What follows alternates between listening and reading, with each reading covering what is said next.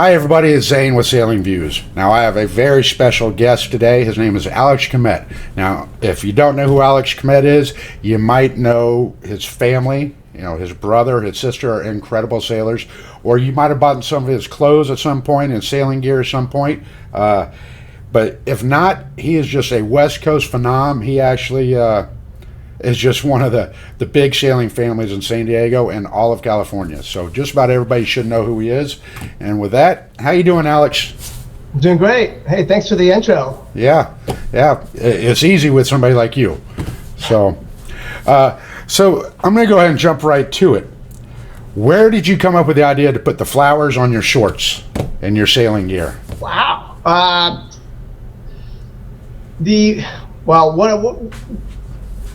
When we started, we started the shorts out of necessities. I mean, you remember the laser days, right? You know, so we had the hiking pants, and we went to the wetsuit hiking pants, and then we got into the big boat sailing, and there really wasn't anything that was there in regards to something that actually worked. So we designed some, the first pair of shorts I think was teal, and there wasn't any stripes on it, and then we started putting stripes on it, and then we're like, well, Hawaiian stripes, that's kind of cool to us.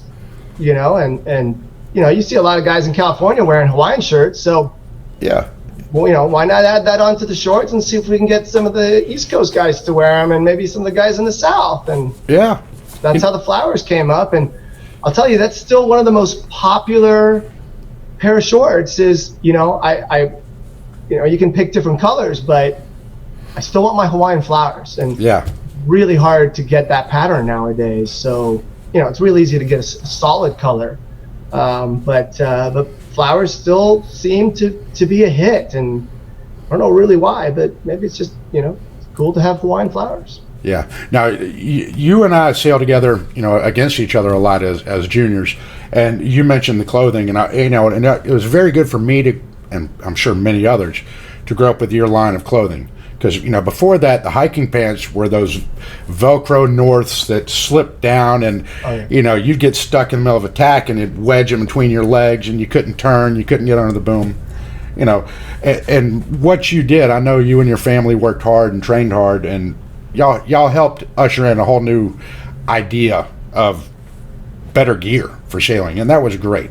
So, Yeah, and I think we had to, really, because it's pretty cold sailing in California.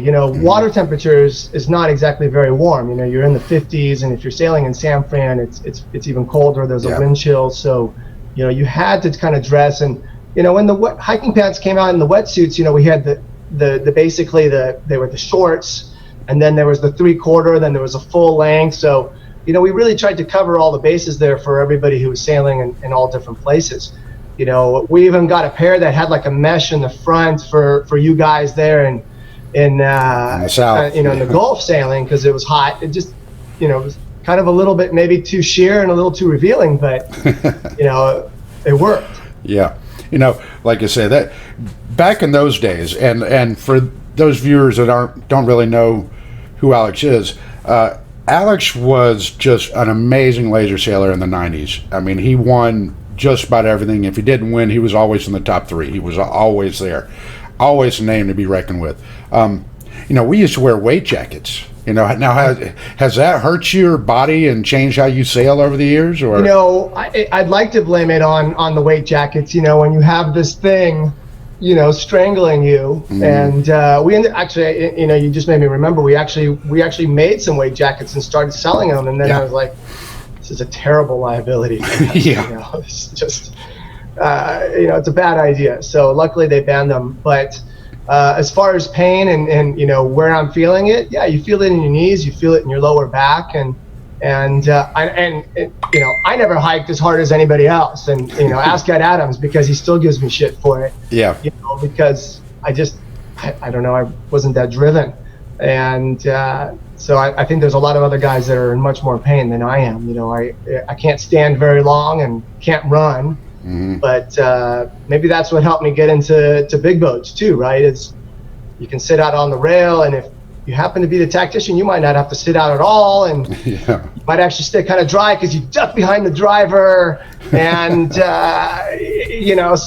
there isn't too much pain involved there, and you get to call the shots. You get to look around the whole time. So Yeah. It's big boat side, but we can talk about that a little bit later.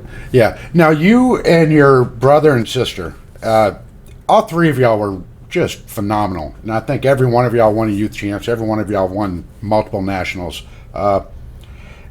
Was it your family that really got you motivated and y'all just pushed yourself, or were there other sailors involved, or, how did all this, the Camet legacy come to be? Well, sure. So my mom and dad sailed, and we were originally from Argentina, and we left there in 1976 when kind of the dirty war started. People started basically disappearing. 30,000 people disappeared.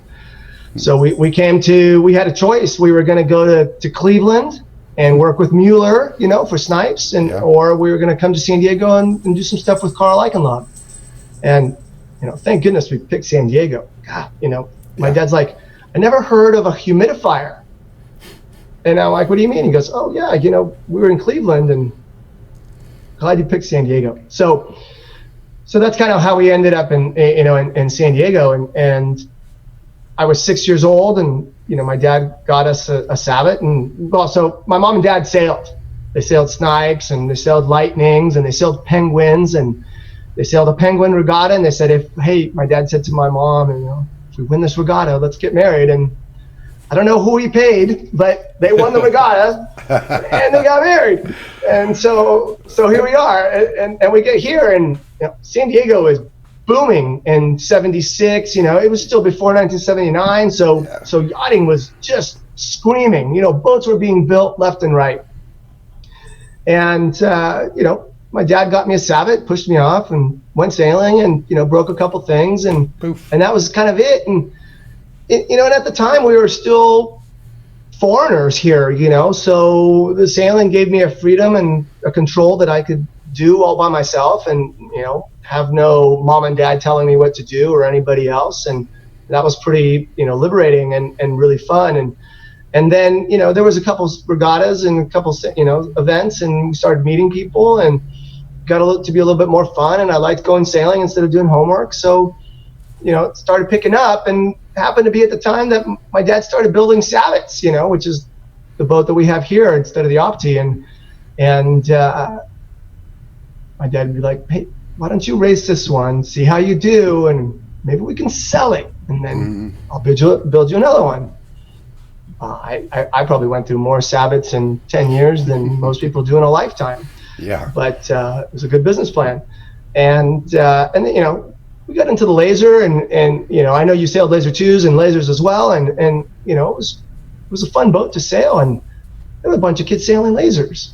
I had probably 10, 15, 20 kids that were older than I was by a little bit, and they were all sailing, and we were windsurfing, and everything to do with sailing was hot. You couldn't get enough sailing. You'd jump on a snipe, you'd jump on whatever you could. So we kind of got the ball rolling that way, but we made a lot of friends. And, I remember in high school and even in college, or mainly, junior high and high school. And, there weren't any sailing teams. There wasn't a high school sailing team. We started it. We started it at our school, and that's kind of where it all began. But we would be gone every weekend. We'd be gone sailing. So it was, you had to make a choice. You couldn't go to the school party, but you went to the sailing party. Yeah.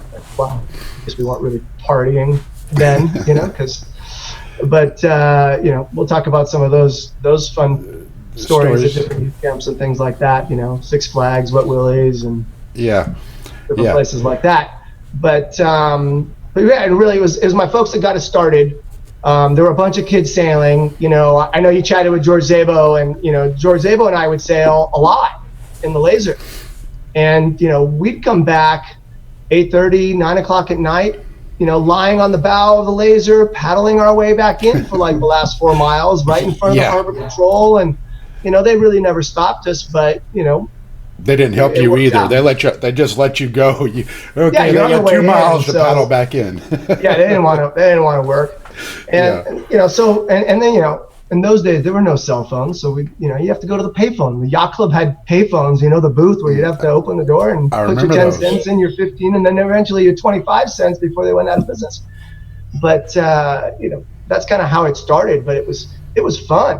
It was Yeah. really fun. And all the guys you've interviewed, are all guys we sailed against, which is totally fun. In a way, it's kind of retro looking back at all these guys, but it's fun to connect now as adults, and and we love going down to Florida to sail with, against the Mendelblatts or the Lovels, and Peter Hurley, and then you had the whole San Fran contingent, right? And those guys, Morgan Larson, Al Sargent, and you had you guys, Team Lyra, which Mary Helen did a great job, and it's really amazing. Like, I don't know if that could happen in this day and age, if that would even be allowed. Probably not. A bunch of kids that mostly couldn't even drive were barreling down the freeway with a 12-boat trailer or something. Yeah. And going from regatta to regatta, and hopefully you made it, and if not, you fixed it, and fixed the car or the truck and the van and figured it out. Moved on. But where do you get a chance to sail against Andy Lovell, Nicky Adamson, Will Glenn, all those guys, and here we are in Stuart, Florida, trying to qualify for the Olympics, where you beat us all and got lucky.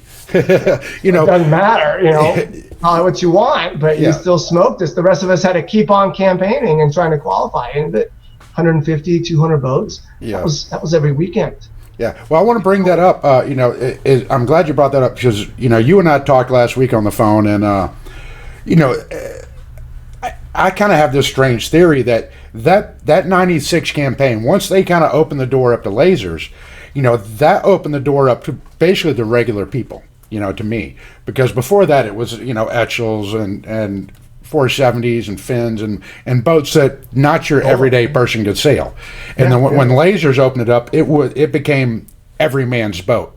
And as you know, in the 90s, as we were growing up as juniors and sailing lasers, suddenly it became an Olympic boat, and all of a sudden, poof, there's 150 to 200 boats at every regatta, and sailing ramped up, and to me, I kind of feel like that changed the face of sailing.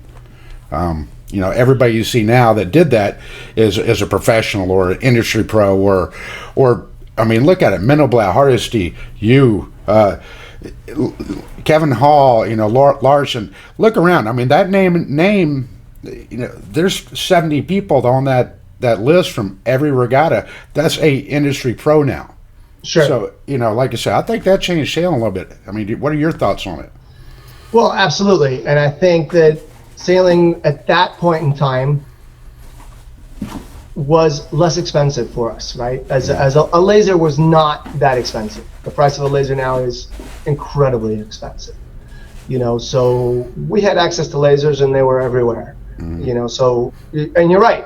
All it took was one person, and I could go sailing. And I didn't need to invest in a team. I didn't need hotel rooms. I didn't need anything. I had my peanut butter and jelly sandwich, and sleeping in a van. And a van, and gosh, you forgot John Torgerson. I haven't heard from him in forever. We got to get him on. Yeah. And it was easy, it was cheap, it was fun for us. I mean, talk about freedom to travel across the United States in a van and take your laser on the roof and go and have a good time. So I think that was a fantastic opportunity for us. Not sure that could ever happen again. I wish it could. And did those guys that stuck with it go pro? Yeah, most of them did, and I think one of the reasons is that we ramped up sailing to an Olympic level in the laser, which didn't happen before.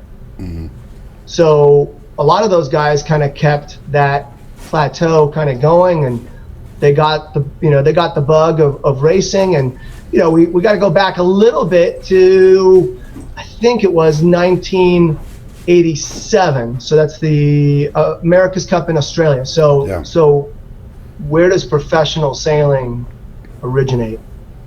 Well, you talk to Dennis Conner, and he's like, 1987 is when I first started paying my crew, out of a necessity to get the best guys. So that's where kind of the non-sailmaker professional sailor kind of started. And so that's 87, and we're talking about the 90s for us, and that trickled down to the point where 95, 96, all of a sudden you've won a couple regattas and somebody wants to go do some sailing in a different boat, and all of a sudden you might get a call and you might make $100, what was good for them, because we weren't making shit, right? So it's like, hey, you want to what? You want to pay me to go sailing? I'm in. Yeah. And if you're at all competitive, and you become a tactician, you got a lot of control. And if you want to look around, be a tactician. Driving is freaking hard, and it's nonstop, and you're watching those telltales. And if you're looking around, as Coleus would say, anytime you're turning that wheel or pushing that tiller, the red lights are going on in the back of the boat, right? You're putting the brake on. Everyone else is working to go fast, and you're slowing it down. So a tactician. That's how that's how I evolved into a tactician's role. Had really good chances to go sailing on different boats, and I opted to not be the lifelong or multi Olympic campaigner. You talk to Dave Oltman, he's like, 3 Olympic campaigns is what you need. First one's going to be, let's qualify. Second one, you're going to show up to the Olympics, and maybe the third one, you might win a medal. Yeah. Well, but I think for America, it's a lot harder now. Americans are going to have a really, really hard time, because our sailing system isn't designed for that. No, not at all. It's funny you mentioned that, it's the 3 campaign kind of rule. Now, you're kind of like I am. We did that 96 run, and we all worked ourselves to death, and we're all like, I'm done. I'm done. I can't keep doing this. And, I don't know if you were like I was, but right after that 96 trials, I was so depressed and heartbroken. And I was like, I'm done. I'm going home. I'm going back to work for the family construction business. I'm not doing it. And then, of course, 6 months later, everybody's like, hey, come sail on my big boat. Come on the big boat. Come on the big boat. And now I'm guessing that's happened to you, because you're doing a lot of big boat stuff now. Was it that way with you, or did you just sort of take a time off, or how'd that all come to be? No, I really didn't take the time off. I went straight into sailing Melges 24s. That was, 95. Melges 24s were hot. Yeah. And it was growing, and you were going fast. We weren't hiking as hard as they did in recent years, and they've changed that. But, it was hot back then, and there were single digits or double digit number boats. Now they're in triple digits and 800 plus. But it was fun. Yeah, I got maybe yeah. I have hull number 9, so trust me, I still have one of the old dead boats that. Yeah. So we had, San Diego started with boat number 2 and 3, and I raced on 52, and we won the first North Americans and things like that. So it was really fun sailing, and you got to sail with more people, and you got to build some of that camaraderie. I think the part that I missed after the laser campaign, even though laser campaign was single-handed, I missed hanging out with all you guys. Yeah. That was a great group of people. Yeah. And we looked forward to seeing each other. And you know what? We did well, we did bad, whatever. Max Skelly, Henry Filter, come on. Those guys are all great guys. Let's go sailing. Yeah, we did fine, Yeah. We did fine. It didn't matter. And that, when that all of a sudden gets cut because of the Olympics, and only because it was a trials and only one guy could go, and and so on. So, you kind of miss that a little bit. You're like, hey, where'd all my friends go? Yeah. You're waiting for the bonfire. You're waiting for, the tent parties, because that was it. We'd get done with the race. We'd go a campground and build a bonfire and just sit around, tell stories of who hit who did that, Right. And that was some of the best parts of it, that family bonding, like you say, is excellent. Right. So the Melges 24s, that got you started in the big boat path. How did you go from there? I mean, now I know what you're doing now. You're running a nice, really big boat and taking care of things. Tell us a little bit about that, evolution or escalation. So we have to take a couple steps back, just because 1996 is the Olympics, but we go back a little bit where in junior sailing we were sailing anything, snipes, Lido 14s, laser 2s, tons of boys, tons of girls. It was great. I remember lots of great looking Canadian girls that would come down from Vancouver to come and race. So our Midwinters West had 140, 150 boats, and really nice, good looking, laser 2 sailors from Canada.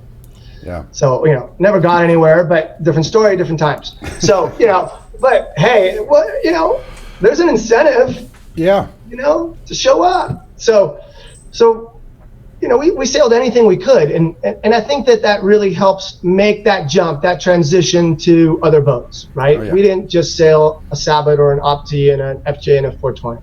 Yeah. We sailed everything there was. So we kind of knew a little bit more about tuning and racing and how to change gears and how to get involved in different boats. So what does that do? So all of a sudden, you can do okay in a laser, and somebody says, well, I saw you, you did pretty good in some of those races. So you got to have a little bit of a tactical mind. But you know what? We need somebody to do the bow on the Melges 24. Can you come and help out? Yeah, sure. All of a sudden, you're doing the bow, but you're calling the puffs. Start to give a little more information about tactical situations. Maybe the tactician's getting a little intimidated by you or not, and it's welcome or not, and all of a sudden, opportunities come up. And that's fine, and it's great, and that's kind of how you start, and all of a sudden you're in a different racing scene, and, you start racing thistles. We had the Thistle North Americans out here, and it was great, and I was 97 or so, and I've never sailed the Thistle, and I've never been in so much pain. And, I wore my hiking pads, and I straight leg hike because I'm like, come on, this drooping stuff, what's up with that? Yeah. And, but those guys are the nicest people I've ever met in my life. Yeah. And the snipe class too, and the lightning, maybe it's non-Olympic classes.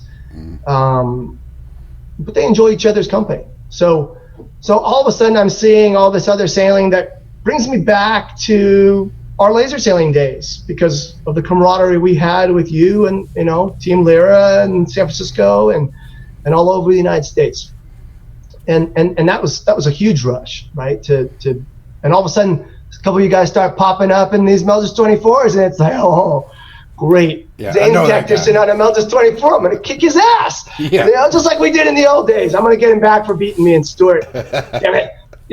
So those rivalries, which were all fun, and we goofed off, and all that stuff came back, and so I think that's how, a lot of us kind of kept that going. And for me, that was a really nice transition. And for me, I did a lot of traveling. I mean, we traveled a lot. Oh, yeah. And we're super fortunate to say that, we've been able to travel to a lot of different states, and we've seen a lot of little podunk towns, and, where lots of our people, people that we meet haven't had that experience. And so we're very fortunate. And I think that's, something that we did, and I did a lot of, and I decided that at one point, you're going to settle down. You want to have kids, and, you want to enjoy life a little bit. And then I kind of pushed my sailing into staying in San Diego, and found opportunities in San Diego because it was hard to leave kids. I got 3 kids. Yeah. And it's hard to leave them, and you don't want to leave them. And, those days are limited, right? You got 18 years, and after that, you hope they still send you a postcard. Yeah. If you did a good job, maybe they do send you a postcard, or, but that makes it fun, and that's why I stayed in San Diego. So that pushed me into what classes in San Diego? Well, the Etchells class. Yeah. Huge class at the time. 30 boat sailing, and it's Dennis Conner, Vince Broom, Bruce Nelson. Yeah. So, all right. I've already had like 15 questions I wanted to have you expand on, but you better write them down. Well, of course, you've blown by them so fast that I'm just amazed, and now my brain's jelly. But before we go any further, I have to ask you a question, and this is very serious. What's the strangest thing you've seen floating in the water? Oof. All right. Get me off my tangent. Okay. So I've done a lot of offshore sailing, and I've done a lot of deliveries. So I've been to Hawaii like 3 or 4 times. I've been to Puerto Vallarta 3 or 4 times.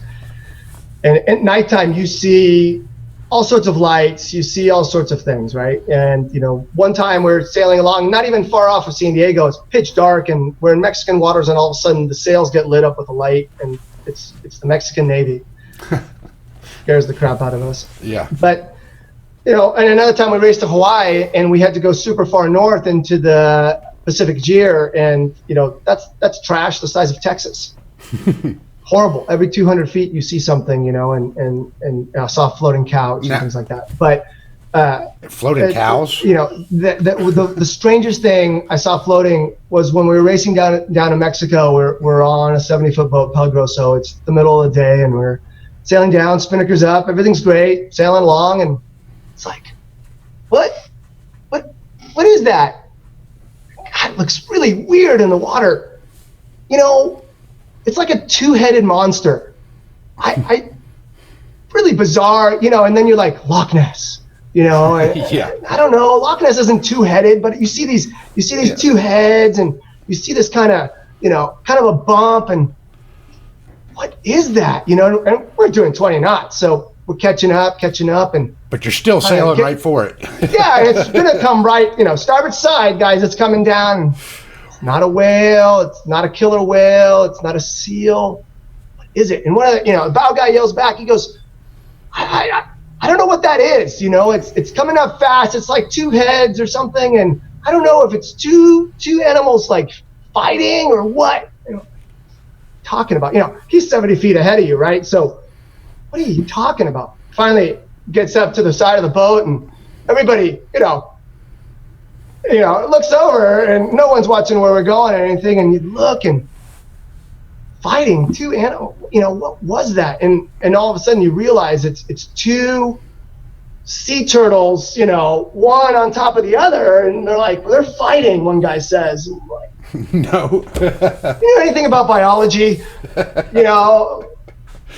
I think that's something else going on right there, so everyone kind of chuckles. Oh, okay. Yeah. But, our 2-headed sea monster turns out to be 2 sea turtles, making more sea turtles. Yeah. Good for them, man. All right.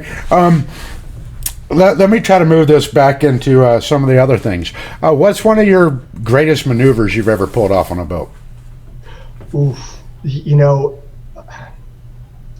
I've seen you do some amazing things. The statute of limitations is over, so I think I can talk about the story now. So we are in Long Beach. We're sailing a Carol Marine 1200, so a PHRF boat. Yeah. Which didn't that become the Carol Marine 60 or something? Or anyway, go ahead. Keep going. It was a small little 36-foot boat. All right. So we're racing Long Beach Race Week, and we had a great owner. Took us out to an Italian restaurant. The navigator decides to teach me how to drink wine. Now, the wine glasses were out, and I know that the wine glass doesn't get filled all the way to the top, but he insisted that was how it had to be done, and you had to drink it rather fast. So the hazmat team came to the hotel room the next day, and we still had to race. And luckily, that hotel's been torn down since then. Yeah. But we went out to race, and I think we tried to figure out if how many bottles of wine I drank. Yeah. I'd like to still blame it on the navigator, Steve Rossi, but I've been told that I have to take responsibility for my drinking. There you go. So I think I had actually alcohol poisoning, but we get on the boat. I'm shaking, freezing cold, multiple jackets on. We go out to race. I'm leaning against the back edge of the cabin top. We start the race. We're not doing very well, and all of a sudden I kind of come to. We're going downwind, and I look back, and we've rounded the weather mark, have the spinnaker up. I look back and I see a smaller boat, and it's kind of light right now, and lots of guys are kind of going offshore.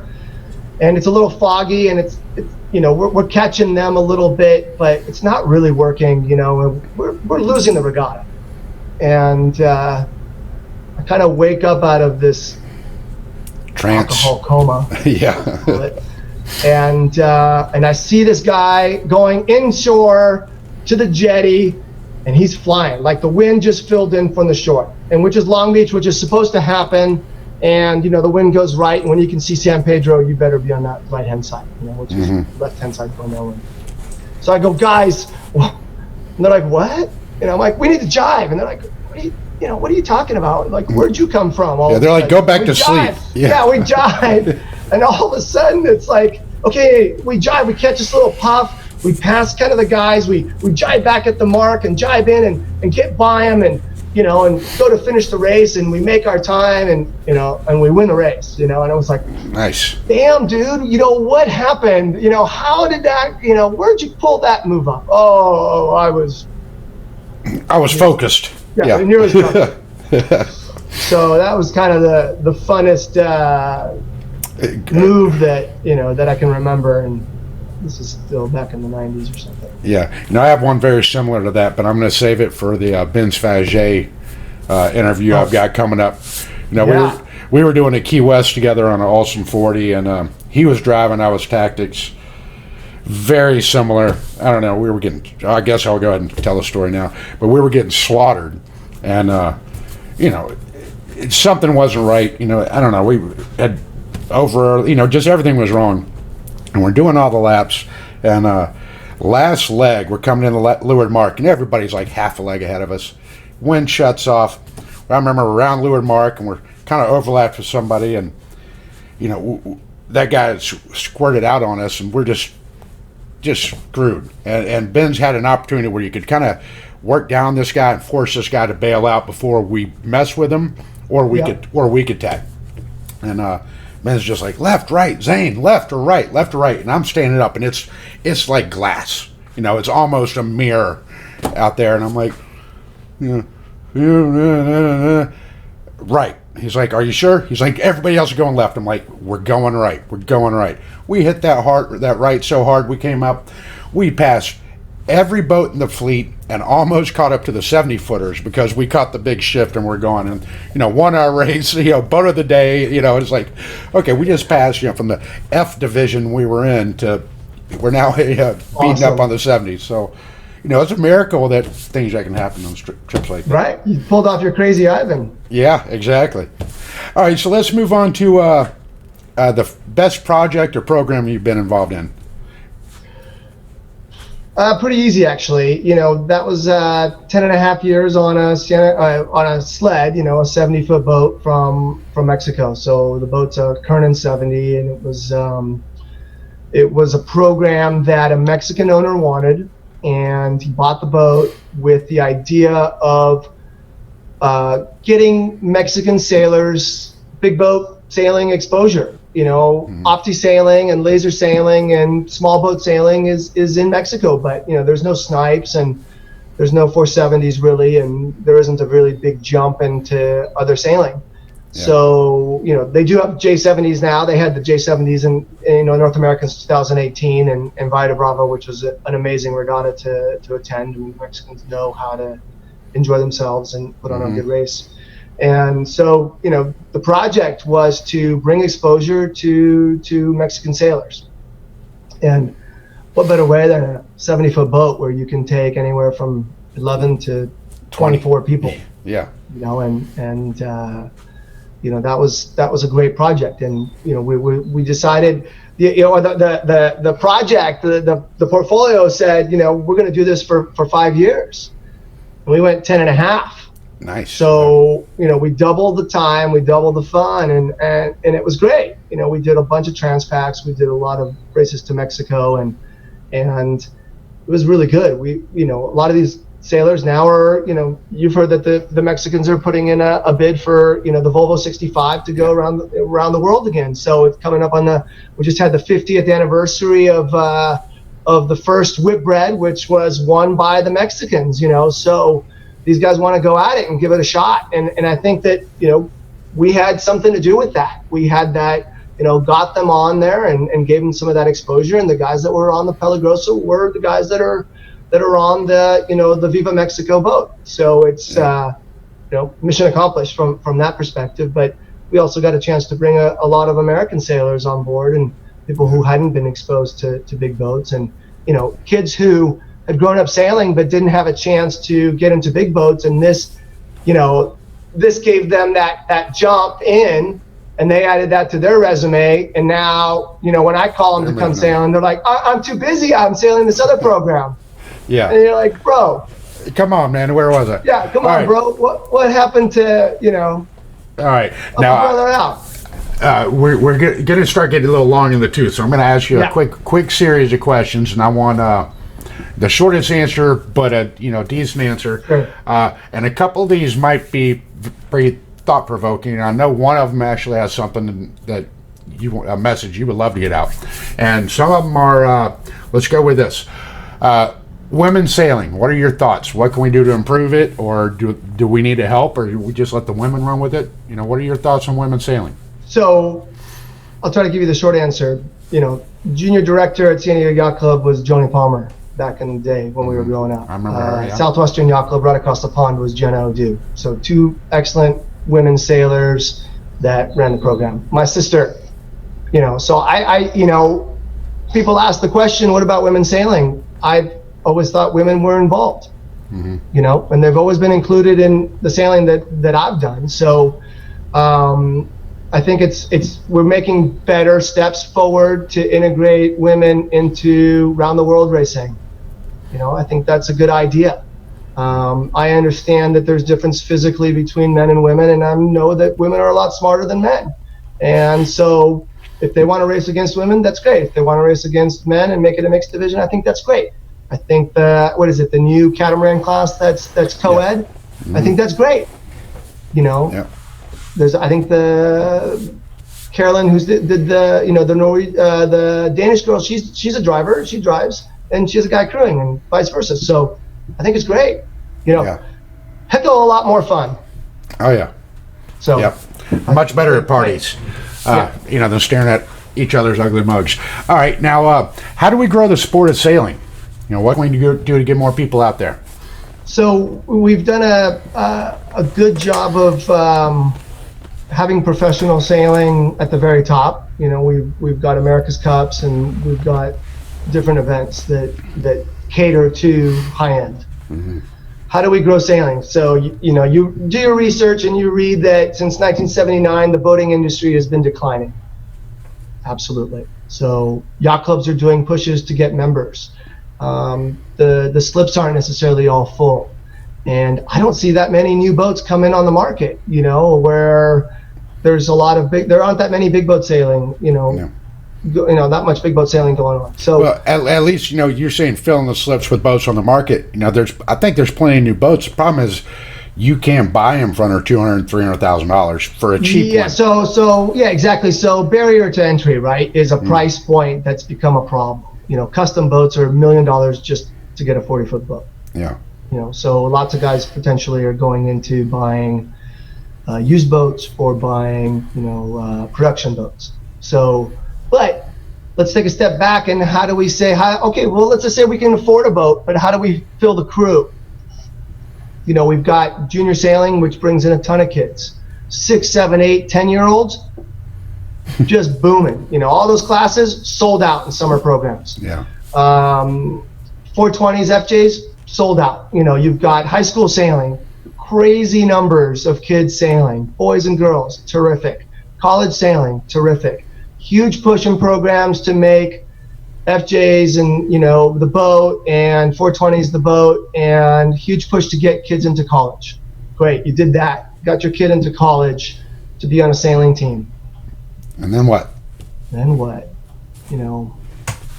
20-minute race courses in the sailing that I do.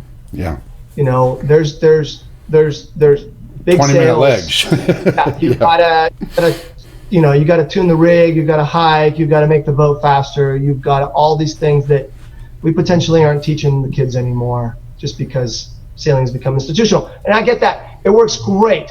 It gets kids in at a cheap price to entry, and you get them in. But how do we keep them? So let's offer something else. Adventure sailing. Let's offer a cruising class. Let's get them into different boats, wooden boats.